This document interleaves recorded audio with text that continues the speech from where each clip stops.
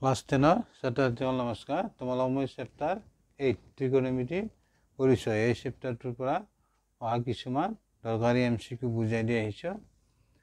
আজি আৰু মই বুজাই দিম। চোৱা, যদি x = a tan θ আৰু y = b sec θ তেন্তে সুধিছে, চাৰিটা অপশ্যন আছে। চোৱা, আমাক কি দিয়া আছে? x = দিয়া আছে a into tan θ। এইখিনিৰ পৰা তুমি লিখিব পাৰিবা x/a tan θ। আৰু এটা দিয়া আছে তোমাৰ y = b into sec θ। b এতিয়া লিখিব b দিয়ে ডিভাইড দিয়া y/b, এতিয়া থাকিব sec θ। এইখিনি পালো আমি। এতিয়া চাবা,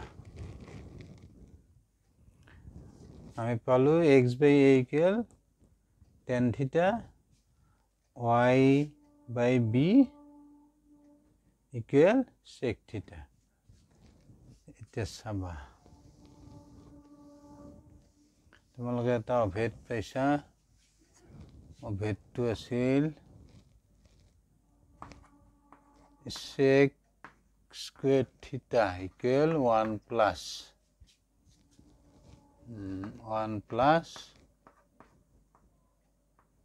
tan square θ। এতিয়া চাবা, টেনটো ইফালে আনা, sec square θ minus tan square θ। টেনটো ইফালে আনিলো আমি, আনিলে ইফালে থাকিব 1। এতিয়া আমি পাইছোঁ y/b = sec θ, তাৰপিছত x/a পাইছোঁ আমি tan θ।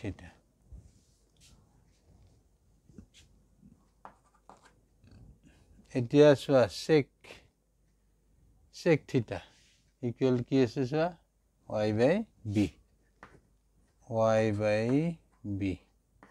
স্কুৱেৰ আছে, হোল স্কুৱেৰ দিবা। tan θ = x/a 1 হলা বুজি। এতিয়া এইখিনিৰ পৰা y স্কুৱেৰ, এইটো হ'ব b square, x square a square = 1। এইটো এইখিনি ক'ত আছে চোৱা, কোনটো অপশ্যনত? a, অপশ্যন a পালা বুজি।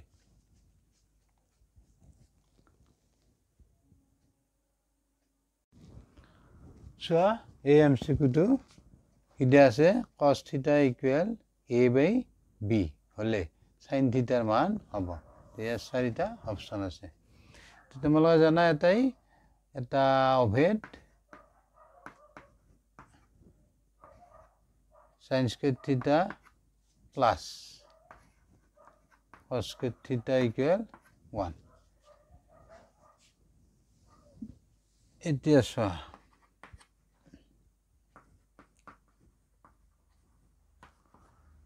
cos θ ৰ ভেলু আছে a/b, ইয়াতে বহাই দিয়া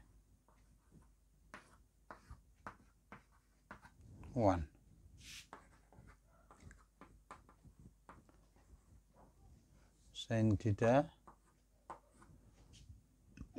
sin square θ এইখিনি ভাঙি দিয়া, a square b square 1।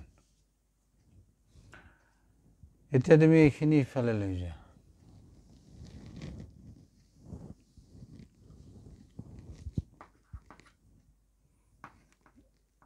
sin square theta 1 minus a square by b square. এইখিনিৰ পৰা তুমি পাবা এইটো থাকিব sin square theta. এইখিনিৰ পৰা লিখিব পাৰিবা এইটো এনেকৈ পূৰণ দিয়া এইটো b square হ'ব a square তলত b square. এইখিনি পালো আমি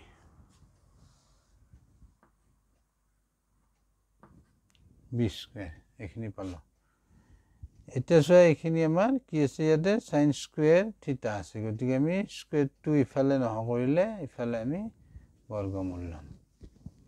এতিয়া আমাৰ sin theta ইকুৱেল বৰ্গমূল ল'বা b square minus a square তলত b square.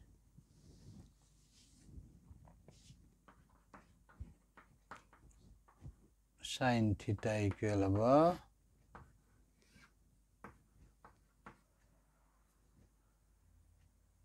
b square minus a square Talat b.